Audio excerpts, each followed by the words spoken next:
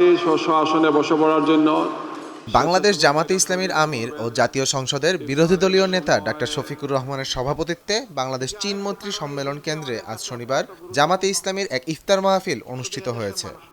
দলের সহকারী secretary general ও media প্রচার বিভাগের প্রধান অ্যাডভোকেট এহসানুল মাহবুব জুবায়েরের সঞ্চালনায় কারি বেলাল হোসাইনের পবিত্র কুরআন তেলাওয়াতের মধ্য দিয়ে আনুষ্ঠানিক কার্যক্রম শুরু হয়।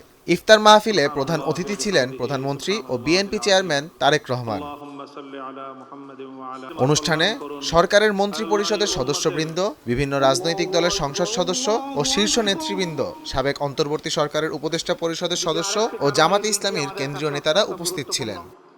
এছাড়া দেশের বিশিষ্ট বুদ্ধিজীবী, সাংবাদিক, শিক্ষাবিদ, সাবেক বিচারপতি ও সিনিয়র আইনজীবী, কৃষিবিদ, চিকিৎসক, ওলামা মাশায়েখ, কবি সাহিত্যিক, ব্যবসায়ী প্রতিনিধি সহ বিভিন্ন বিশ্ববিদ্যালয়ের ছাত্র সংসদের নির্বাচিত নেতৃবৃন্দ, সমাজের নানা শ্রেণী পেশার বিশিষ্ট ব্যক্তিবর্গও উপস্থিত ছিলেন। বিভিন্ন অঙ্গনের প্রতিনিধিদের উপস্থিতিতে ইফতার মাহফিলটি পরিণত হয় সৌহার্দ্য, সম্প্রীতি ও পারস্পরিক মতবিনিময়ের এক মিলন মেলায়। আহমদ জামিল হক, নয়া দিগন্ত।